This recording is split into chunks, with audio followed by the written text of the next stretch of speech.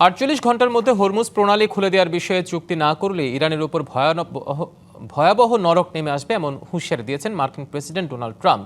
তবে ট্রাম্পের এই হুমকি প্রত্যাখ্যান করে পুরো মধ্যপ্রাচ্যে যুক্তরাষ্ট্রের জন্য নরক হয়ে উঠবে বলে পাল্টা হুঁশিয়ারি দিয়েছে তেহরান। যুক্তরাষ্ট্র ইসরায়েলের জন্য নতুন চমক অপেক্ষা করছে বলেও সতর্ক করছে তারা। এদিকে ইরানে বিধ্বস্ত F-15 যুদ্ধবিমানের দ্বিতীয় পাইলটকে উদ্ধার করা হয়েছে বলে দাবি করেছে যুক্তরাষ্ট্র। শুক্রবার ইরানের আকাশসীমায় একটি মার্কিন F-50 ফাইটার জেট ভূপাতিত হওয়ার পর থেকেই মধ্যপ্রাচ্যে উত্তেজনা আরও চরমে। ইরান ৪৮ ঘন্টার মধ্যে হরমুজ প্রণালী খুলে না দিলে নরক নেমে আসবে বলে হুঁশিয়ারি দিয়েছেন মার্কিন প্রেসিডেন্ট ডোনাল্ড ট্রাম্প। নিজের সামাজিক যোগাযোগ মাধ্যম ট্রুথ সোশ্যাল পোস্টে ইরানের সব বিদ্যুৎ কেন্দ্রে ঘুরিয়ে দেওয়া হবে বলেও হুঁশিয়ারি দেন তিনি। পাশাপাশি তেহরানে ভয়াবহ হামলার একটি ভিডিও শেয়ার করে ট্রাম্প দাবি করেন এতে ইরানের বহু সামরিক নেতা নিহত হয়েছেন।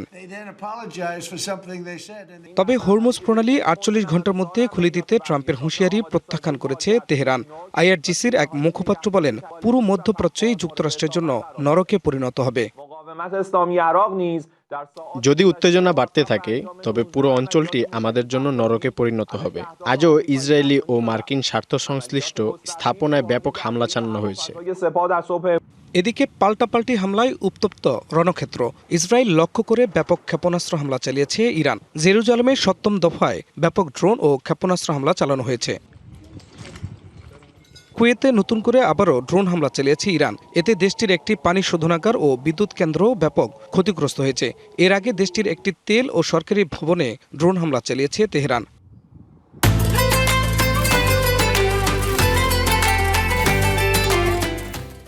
ইরানের মহাশহর পেট্রোকেমিক্যাল জোনে ব্যাপক বিমান হামলা চালিয়েছে ইসরায়েল। হামলায় হতাহত হন বেশ কয়েকজন।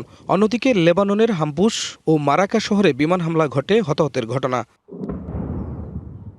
এদিকে ইরানে বিধ্বস্ত F-50 যুদ্ধ বিমানের দ্বিতীয় পাইলটকে উদ্ধার করা হয়েছে বলে দাবি করেছেন মার্কিন প্রেসিডেন্ট ডোনাল্ড ট্রাম্প। ট্রুথ সোশ্যালে দেওয়া বার্তায় তিনি জানান, উদ্ধার হওয়া ওই পাইলট নিরাপদে আছেন। খান মোহাম্মদ মুকুল, ডিবিসি নিউজ ডেস্ক।